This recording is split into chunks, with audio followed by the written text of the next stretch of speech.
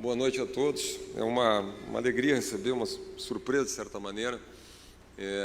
Hoje eu vinha vindo para cá pela manhã no aeroporto, encontrei um conhecido meu e ele me perguntou: está indo para Porto Alegre? Eu disse: estou indo para Porto Alegre. Vai visitar a família? Eu disse: não, vou ganhar um prêmio. Eu disse: vou ganhar um prêmio. Ele disse: prêmio do quê? Eu disse: não. Eu falei: liberdade de expressão. Ele disse: mas não é perigoso esse negócio? Ele fez uma cara meio assim, ele quase olhou para o lado, assim, o jeito virou, eu digo, falei alguma coisa. E é curioso, né? Isso talvez é um sinal do momento que a gente está vivendo no Brasil, né?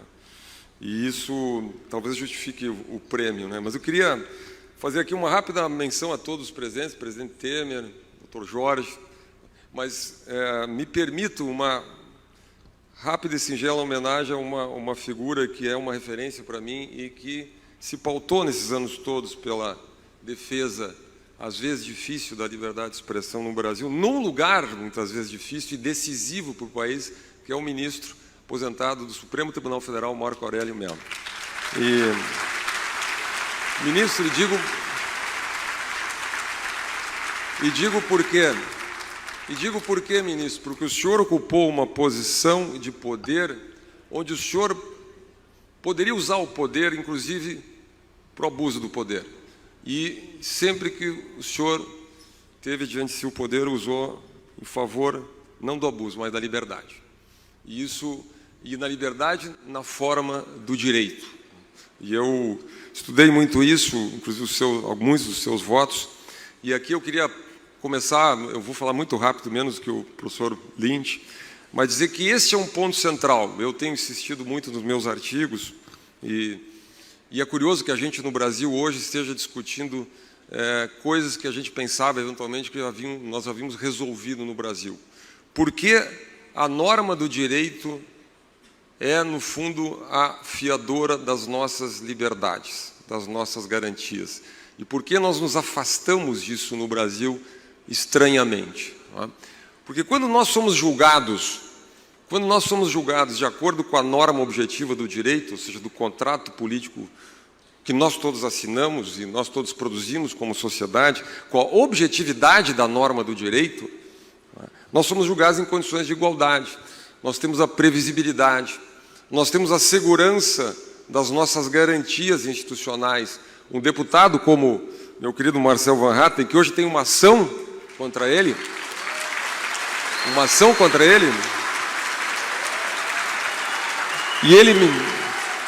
que pode levá-lo a pagar uma multa de R$20 mil todos os dias, ou pode não levá-lo a pagar uma multa, e uma ação da qual ele não sabe o mérito nem o conteúdo, não tem acesso ao mérito e ao conteúdo, e muito menos ao critério pelo qual ele é acionado ou julgado, ou pode ser eventualmente julgado.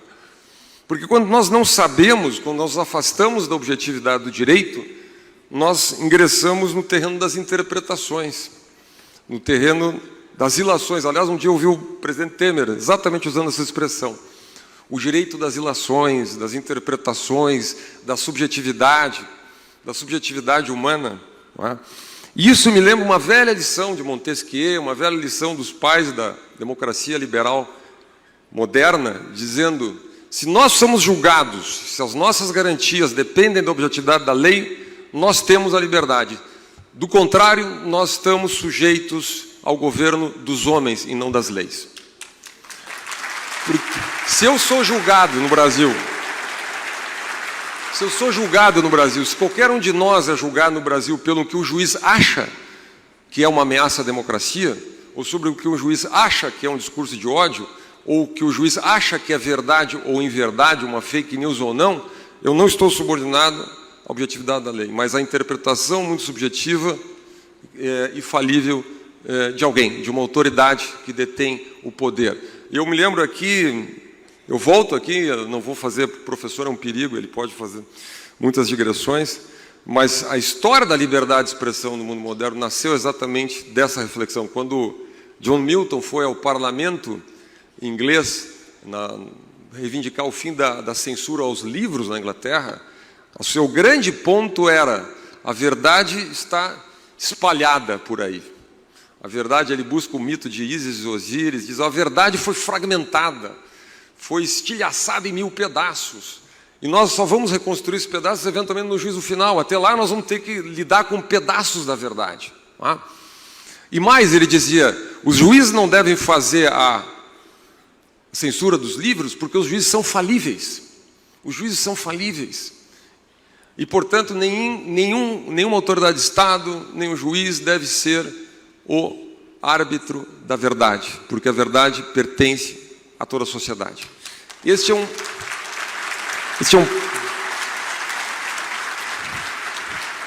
E a partir daí nós temos todo o problema. Eu sou de uma geração, presidente, eu sou uma geração que, como muitos aqui, acompanhou todo o processo de redemocratização do Brasil, ainda muito jovem, lá nos anos 90, nos anos 80. Não é? E por muitos anos, décadas eu diria, nós tivemos embates políticos, aqui mesmo no fórum, estatistas contra privatistas, planos econômicos, debates políticos mais variados. Mas todos nós fomos alimentando ao longo dessa jornada de muitos anos um secreto orgulho da nossa democracia. Eu mesmo participo de temas de liberdade de expressão há muito tempo. Eu me lembro que até 5, 6, 7 anos atrás, um pouquinho mais talvez, praticamente esse era um tema que nós imaginávamos resolvido no Brasil. Resolvido no Brasil. Aliás, me lembrava John Stuart Mill, em 1859, no On Liberty, onde ele abre o capítulo sobre liberdade de expressão, dizendo exatamente isso. Esse é um tema meio resolvido na Inglaterra, já em 1850. Só que hoje, alguns anos atrás, talvez desde 2018, 2019, talvez um pouco antes, um pouco depois, as coisas mudaram no Brasil. E aquele secreto orgulho que a gente sentia, pelo menos eu sentia em relação à nossa democracia, mudou. Hoje eu confesso para vocês, por vezes eu sinto vergonha. Eu sinto vergonha da nossa democracia. Eu sinto vergonha, é triste dizer isso. Eu sinto vergonha quando eu vejo um economista, presidente Temer, como Marcos Sintra, banido das redes sociais porque fez uma pergunta no Twitter sobre a votação, o sistema eleitoral. Eu sinto vergonha quando eu vejo empresários num bate-papo, uma conversa informal num grupo privado de WhatsApp, sendo processados, banidos pela Suprema Corte Brasileira. Eu sinto vergonha quando tem um debate no Congresso Nacional sobre a chamada PL, o PL das fake news, e as empresas que têm os seus negócios afetados, plataformas digitais, os negócios afetados por aquele projeto, num debate democrático, expõem a sua visão, a sua opinião sobre o projeto, são censuradas pelo Estado brasileiro.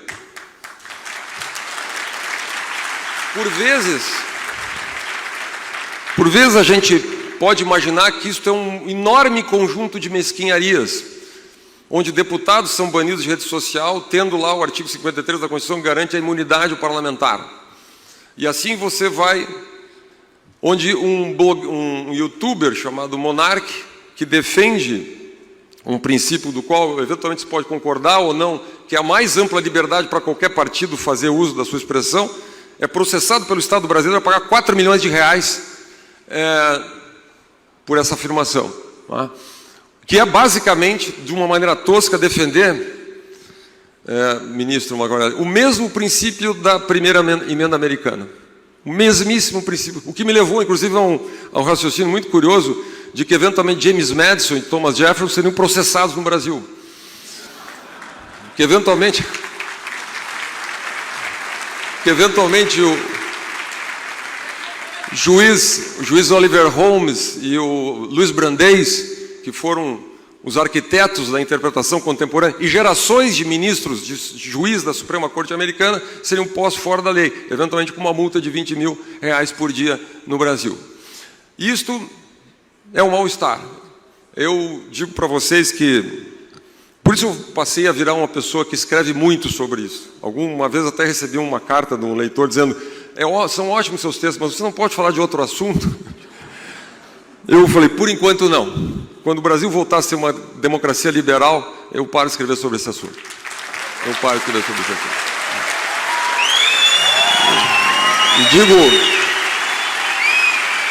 digo para finalizar, eu sempre gosto de responder, até porque eu vejo que tem muita gente jovem aqui, alguns mais coroas talvez já me ouviram falar isso. Por que eu defendo tanto, ou tantos aqui defendem, por que defender a liberdade de expressão? Eu digo sempre que defender a liberdade de expressão não é para as boas ideias, não é para as ideias legais, não é? Também para as ideias legais, também para as ideias boas.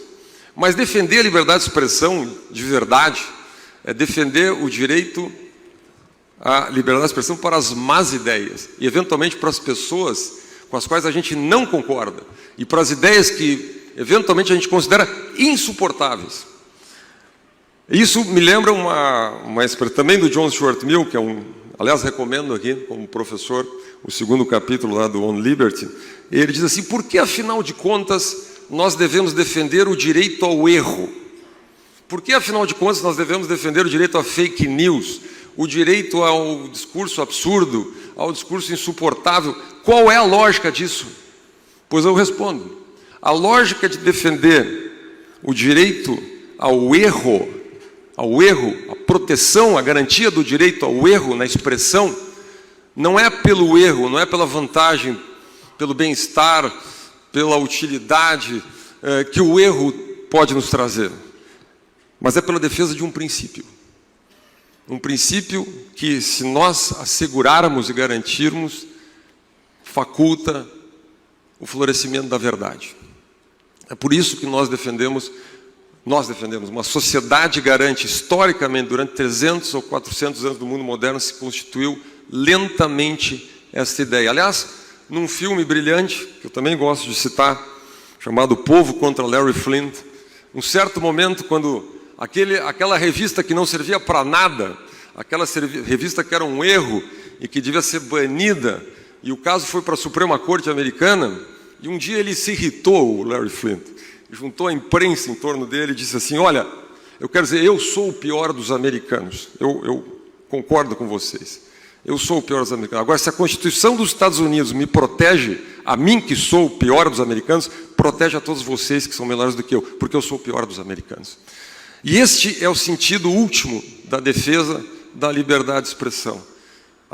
Porque nós não somos infalíveis, nós somos falíveis, portanto, ninguém sabe exatamente, em última instância, tem a garantia do que é o erro e do que é a verdade, ok, mas é a garantia da defesa, a única maneira que nós temos de defender e assegurar a vigência de um princípio que, no fundo, protege a todos nós, inclusive o florescimento das boas ideias.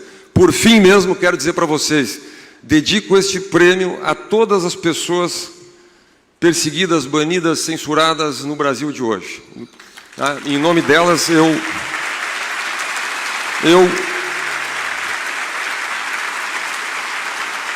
todas as pessoas.